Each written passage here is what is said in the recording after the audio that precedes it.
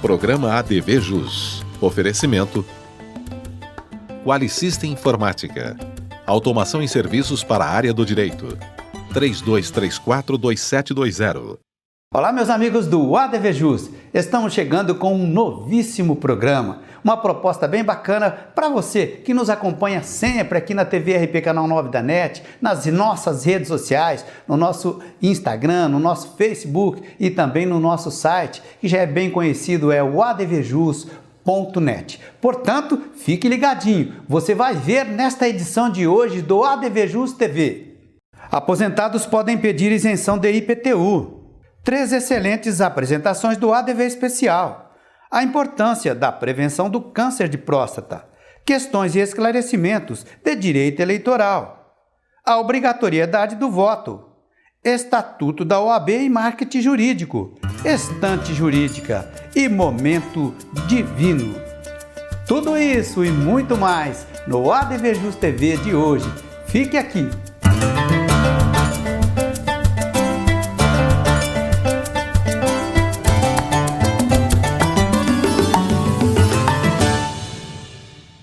Legal, como eu acabei de falar para você, tudo novo aqui no ADV Jus.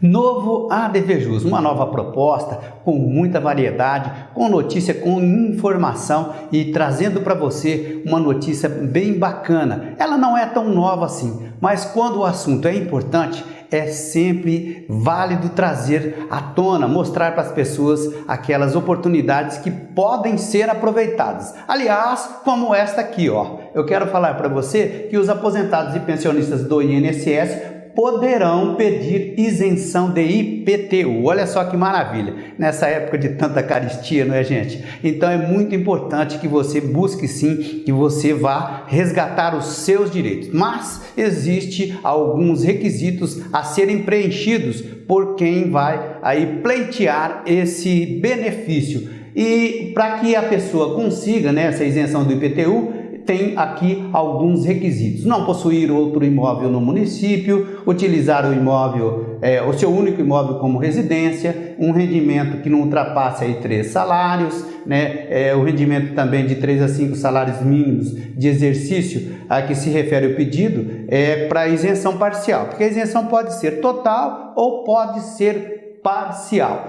O imóvel deve fazer parte, né, do patrimônio de quem está pedindo, né, do solicitante, e o valor bem alto aí, ó, de pelo menos em torno de R$1.260.000, valor bastante alto.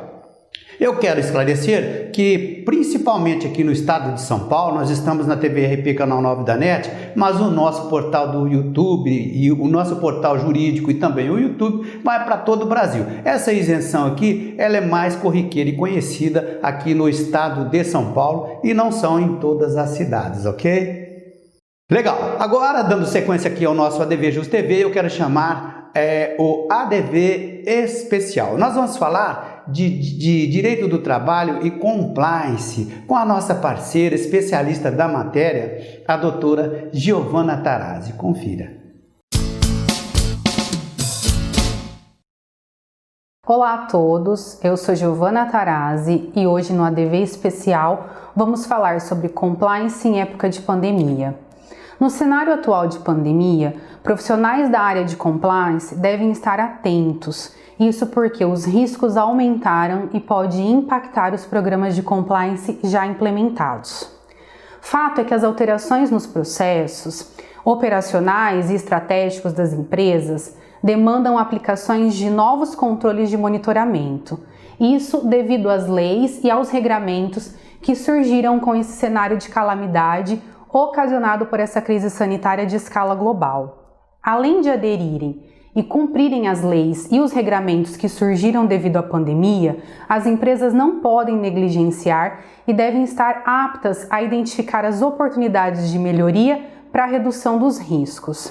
É muito importante o alinhamento com as áreas da informação e tecnologia, visto que poderão ocorrer fraudes e atos ilícitos se não houver a segurança necessária, porque muitos colaboradores estão trabalhando em home office sem a necessária proteção nos equipamentos. Além disso, não há dúvidas que serão necessárias adaptações nos códigos de ética, de conduta, nos regulamentos internos, cuidando de todas as alterações legislativas que já ocorreram. Por hoje, abordamos um pouco do compliance em época de pandemia e a importância não apenas da implementação, mas também do seu monitoramento. Voltamos em breve com novos temas relacionados ao direito do trabalho e ao compliance trabalhista. Até mais! Muito bom, muito obrigado, doutora Giovana Atarazzi. Olha, agora eu quero trazer para vocês uma notícia extremamente importante para a classe masculina. Nós vamos falar de saúde do homem. Uma das implicações mais tenebrosas, mais complicadas, né, para a classe masculina justamente é o câncer de próstata. Um dos grandes perigos, né, para o homem é, sem dúvida, o câncer de próstata. Isso aí todo mundo sabe e todo mundo realmente deve levar a sério as implicações. E a gente sabe muito bem que o que pode ser feito, né, ali vamos acompanhar aqui o texto, o que fazer para minimizar os riscos do câncer de próstata, né? Aquela pessoa que, eu não tenho, para mim não vai ter problema, indico, né, aliás, indicamos essas orientações aqui, ó, atividade física moderada, tentar manter o peso adequado à altura, tem gente que vai precisar crescer mais, né? Consumo de álcool moderado, evitar o tabagismo, né? O cigarro, muito prejudicial, e fazer consultas regulares com o médico urologista. Eu estou dizendo que eu indico, mas na verdade eu estou apenas ratificando, né, essas informações e recomendações do especialista dessa área, né, da medicina, que é a urologia, é o Dr. Franz Campos. Ele é chefe do serviço de urologia do INCA. Portanto, tá aí, a gente realmente tem que levar este assunto a sério, ok? Agora nós vamos falar do ADV-JUS legal. Nós vamos trazer para vocês um assunto que teve aí uma repercussão bem interessante. O pessoal da advocacia, o pessoal do universo jurídico sabe muito bem o que quer dizer LGPD, né? Lei Geral de Proteção de Dados, né? Dos dados das pessoas. Mas isto é realmente um tema, né? Um tópico, uma lei que interessa a todos nós, independentemente da área de atuação. Olha lá, é a legislação brasileira que regula as atividades de tratamento de dados pessoais e que também altera aí esses dispositivos do Marco Civil da Internet. Esta semana foi bem ventilado aí na mídia, né? O pessoal, principalmente na mídia jurídica, que repercutiu mais, porque estava uma argumentação da entrada em vigor dessas modificações aí, né? E o que aconteceu foi que decidiu-se que a entrada em vigor ela vai acontecer a partir da sanção ou veto presidencial, aliás, como prevê a própria Constituição Federal. Quero apenas, às vezes algumas pessoas têm algumas dúvidas, né, de quais dados serão aí protegidos. Olha lá, quais dados serão protegidos? Dados pessoais de indivíduos naturais, identificados ou identificados, coletados aqui no Brasil, né? Se a pessoa não puder ser identificada, né, evidentemente que não vai poder ser divulgado esses dados da pessoa. É extremamente importante esse viés legal aí da LGPD, né? Como eu disse, ela vai entrar em vigor ou vai ter veto de acordo com a manifestação presidencial, ok? Meus amigos, espero que vocês estejam gostando do nosso formato novo aqui no ADV-JUS, que vai chamar mais um ADV especial. Agora nós vamos falar de direito ambiental, com o especialista da matéria, nosso parceiro de tanto tempo, o Dr. Fabrício Martins Pereira. Confira. Olá, amigos do ADV-JUS especial. Hoje, em Direito Ambiental, nós vamos trazer uma atualidade relativa a rumores na nossa sociedade e imprensa de que este governo não tem tratado as questões ambientais com aquela severidade que sempre se acostumou ver no Brasil e que, por esse suposto relaxamento da fiscalização, etc., O trato com as questões da proteção, da tutela do meio ambiente pelo poder público não deve lá ser tão cuidado, tão observado, mas não é verdade. Isso não é uma realidade no nosso país. Apesar do que a imprensa diz, principalmente nós, os colegas, devemos estar atentos que os órgãos ambientais de fiscalização continuam impondo auto de infração ao poluidor, aquele que transgride as normas ambientais. As regularizações de propriedades ambientais continuam seguindo praticamente as mesmas regras e o licenciamento ambiental de atividades potencialmente poluidoras continuam exigindo o mesmo rigor no trato jurídico e técnico. Portanto, nós, advogados, não podemos ouvir tais rumores, tais tendências políticas implantadas, seja na sociedade, seja na imprensa, e devemos sim nos ater de que o direito ambiental é um ramo muito específico do direito e que deve ser exercido por profissionais muito bem preparados, que conhecem as diretrizes efetivas tanto da legislação, quanto da regulamentação, quanto o caráter de interpersonalidade e de interdisciplinariedade do direito ambiental. Portanto, a defesa do direito ambiental, seja ela no licenciamento de um empreendimento, seja na defesa de um auto de infração, para efetiva adequação e observância das normas, deve sim continuar com toda a importância e o acatamento devido de profissionais bem preparados. Fica aí a dica com relação a essa tendência na sociedade brasileira atual. Eu vejo os colegas no próximo ADVJus. Até lá! Ok, muito obrigado, doutor Fabrício, nosso parceiraço. Chegou o momento daquele intervalinho aqui no ADVJus. Volto já já, aguarde.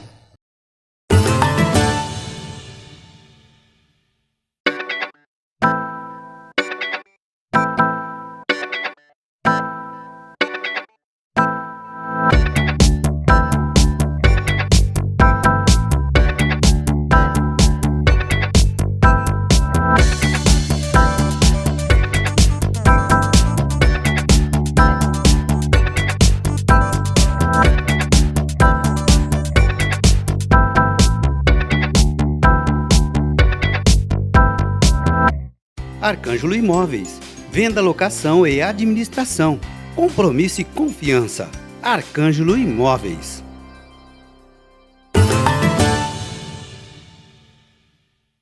Legal, voltamos então com o novo ADVJus. Olha, meus amigos, eu quero fazer uma provocação aqui. Nós estamos em ano eleitoral. Você já tem candidato para vereador, para prefeito? Mas, na verdade, isso a gente vai falar já já. Eu quero falar agora, na sequência, de direito eleitoral. Tem algumas questões que realmente são pertinentes para este momento, deste momento em diante, até as eleições, até o pleito lá no dia 15 de novembro. Nós recebemos aqui no nosso ADVJus TV, já faz algum tempo, a participação de um especialista na área do direito eleitoral, o Dr. Renato Ribeiro, e nós fizemos algumas indagações bem pertinentes para este tema. Confira. Dr. Renato Ribeiro, agora é o momento de se jogar luz ao direito eleitoral? Na verdade, o direito eleitoral vem numa crescente. É a área que mais cresceu no direito nos últimos anos, especialmente por conta de uma série de processos, um certo protagonismo do Poder Judiciário. As eleições estão cada vez mais judicializadas e cada vez mais também, é bom que se diga, cada vez mais profissionalizadas. A legislação hoje exige, para se ter uma ideia, da assinatura de um contador e um advogado nas campanhas eleitorais na prestação de contas. É uma exigência legal. E também é bom lembrar essa questão, o número de vereadores, de prefeitos, até governador de estado sendo cassado por conta de compra de voto, Caixa 2, práticas ilegais previstas na legislação eleitoral. Doutor, já estamos vendo eleições aí nos horizontes, né? Eleição municipal. É preciso que o cidadão tenha mais atenção com a sua responsabilidade? O cidadão, ele é o protagonista das eleições. O eleitor brasileiro, ele é o protagonista. É dele o grande momento de brilhar nas eleições, porque é o único momento, efetivamente, num país tão desigual como o nosso, em que o cidadão do mais rico ao mais humilde tem o mesmo peso na escolha da democracia. Então não importa o quão rico é um cidadão, ele tem sempre o mesmo peso ao se dirigir à urna. Então é importante que a pessoa faça uma escolha consciente. Então é importante que o cidadão de bem, ele participe da política, se envolva, discuta, independente da bandeira ideológica, independente da matriz ideológica, mas é importante que a pessoa tenha uma participação, que não deixe essa questão para que outros decidam em seu lugar. Ok, muito obrigado, Dr. Renato Ribeiro. Eu fiz aquela provocação, evidentemente uma brincadeira, se você já tem candidato a vereador, candidato a prefeito, na verdade o foco não é este, né? O que eu quero falar para vocês a respeito de eleições municipais, que agora está aí já desencadeado o processo, tem muita gente que ainda não se deu conta, viu? Mas uma simples olhada com um pouquinho mais de atenção aí nas redes sociais, a gente já começa a identificar manifestações, né, de pessoas que querem sim uma vaguinha lá na Câmara Municipal e quiçá até lá no Palácio Rio Branco. Eu quero falar justamente desse enfoque legal aqui, ó. Tem pessoas que estão assim um tanto que desanimadas, para usar uma palavra mais antiga, desacorçoados com a política, não é isso? Só que eu chamo atenção para a obrigatoriedade do voto. O voto ele é obrigatório aqui no Brasil, né? Não sei se isso é muito democrático, mas aqui no Brasil ele é obrigatório. E as pessoas que se sujeitam a essa obrigatoriedade são as pessoas alfabetizadas com idade de 18 e 70 anos, né? Tem que ir lá comparecer para votar ou justificar, né? Agora o voto não é obrigatório para as pessoas que não são alfabetizadas e para os maiores de 70 anos. Também existe a desobrigação para aquelas pessoas que têm entre os jovens, né, entre 16 e 18 anos de idade, esses também não tenham aquela obrigação de comparecer perante as urnas no dia 15 de novembro. Né? Caso, por exemplo, nesse dia você esteja ausente, ele não possa, né, tem essa impossibilidade, é necessário justificar a sua ausência, que pode ser feita, inclusive, lá numa das agências dos Correios, ok? Agora sim, agora nós vamos falar novamente de ADV especial. A matéria do momento é Direito Processual Penal. O nosso parceiro é o Dr. André Servidoni, ele é especialista na matéria, advogado e professor. Confira. Olá, meus amigos do ADV Justo, tudo bem? Hoje eu vou falar sobre apropriação indébita. Esse assunto surgiu essa semana na mídia e é por isso que eu quis comentar com vocês. O que é apropriação indébita? Apropriação indébita é quando a pessoa tem algum bem em confiança dada pela outra pessoa. Aqui tem uma questão interessante. Qual que é a diferença então de apropriação indébita, furto e estelionato? Vamos pensar num exemplo simples.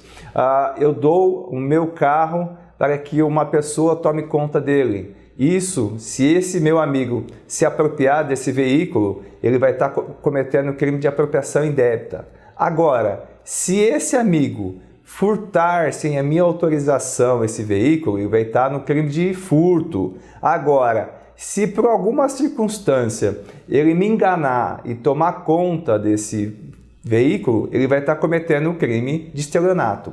Voltando então ao crime de apropriação indébita, uma pergunta muito interessante. Quem que pode cometer o crime de apropriação indébita? Qualquer pessoa.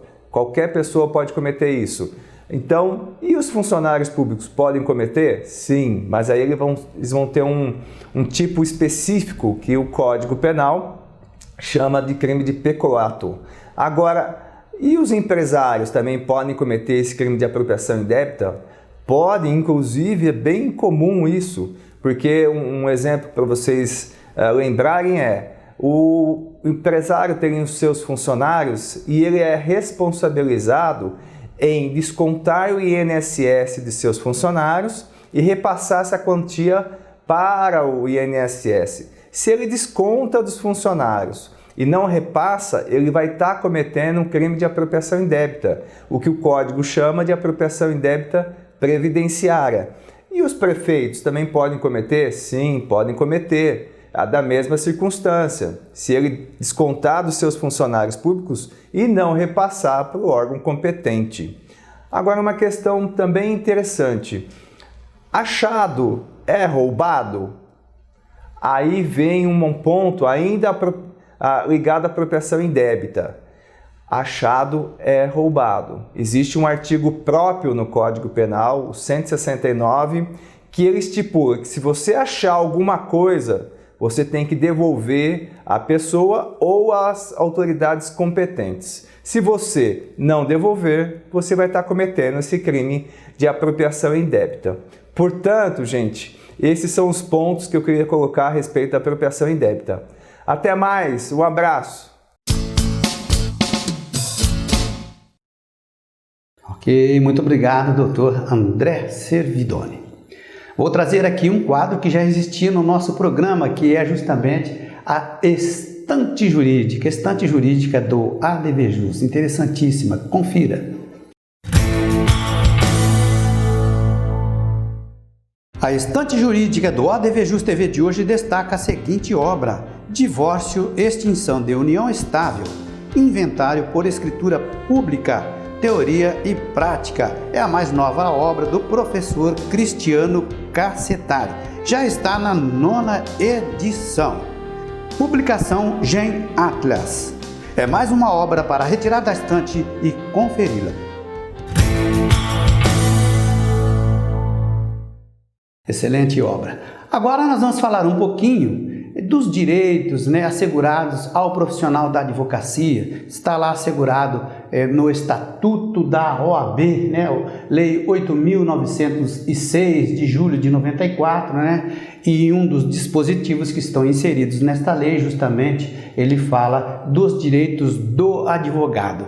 E isso tem que ser praticamente aí observada por todos os nossos colegas, por todos os profissionais da advocacia. Eu quero ir aqui apontando para vocês, durante o decorrer dos nossos programas, algumas dos direitos dos advogados, que o pessoal chama mais especificamente de prerrogativas do advogado, que é justamente o termo correto, o termo certo. Então, lá são direitos do advogado assegurado no artigo 6º, que uma coisa importantíssima, principalmente para aqueles iniciantes da advocacia, às vezes tem aquela cisma, aquela cautela excessiva com relação às autoridades, justamente magistrados, membros do Ministério Público, mas olha o que diz o artigo 6º, não há hierarquia nem subordinação entre advogados, magistrados, membros do Ministério Público, da Polícia Federal, da Polícia Civil, da Polícia Militar. Não existe hierarquia. O que existe é sim o dever de todos de tratar-se com consideração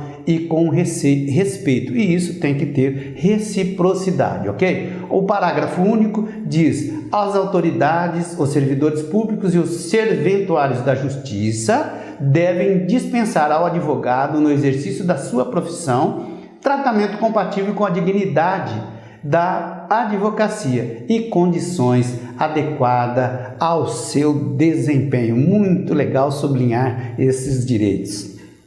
Olha, eu quero falar agora mais especificamente para advogados e advogadas.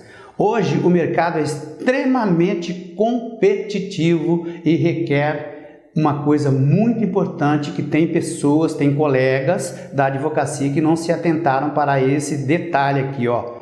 É necessário que se exerça o marketing jurídico, e isso deve ser exercido por quem entende, viu? O advogado, ele se preparou para exercer a advocacia, mas o marketing jurídico está aí caminhando paralelamente, certo? Então eu fui fazer uma pesquisa e busquei justamente com um especialista.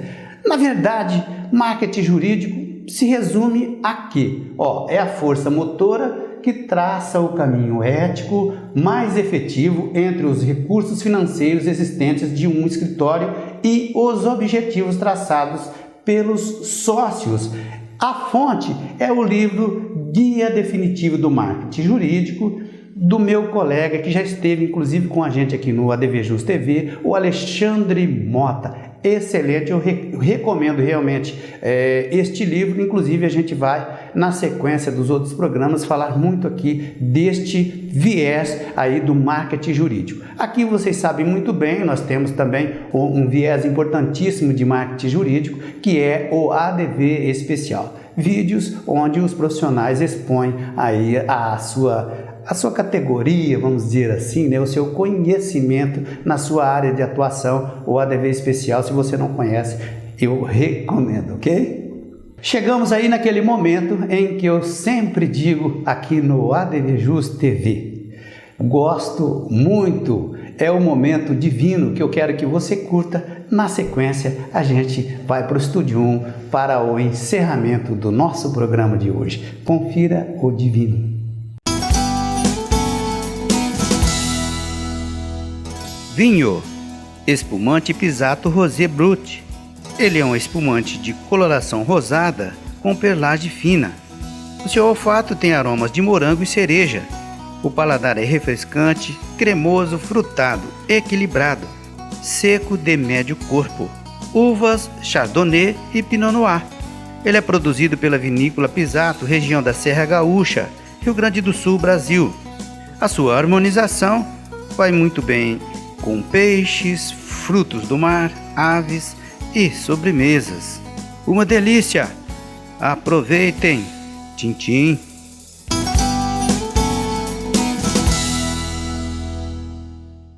Legal, finalzinho de mais um ADVJus TV.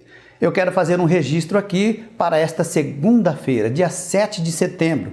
Independentemente de preferência ideológica, temos sim que agradecer por vivermos em um país livre, liberdade, independência. Isso é que todo mundo quer, que todo mundo gosta e que todos nós temos sim a obrigação de prestigiar nossa pátria amada Brasil. Fico por aqui, espero que você tenha gostado desse novo formato do ADVJus TV. Inscreva-se por favor em nosso canal do YouTube, que é youtube.com/advjusnet. Na próxima semana estaremos de volta com um novo ADVJus. Um abraço, aliás, um forte abraço. Até lá.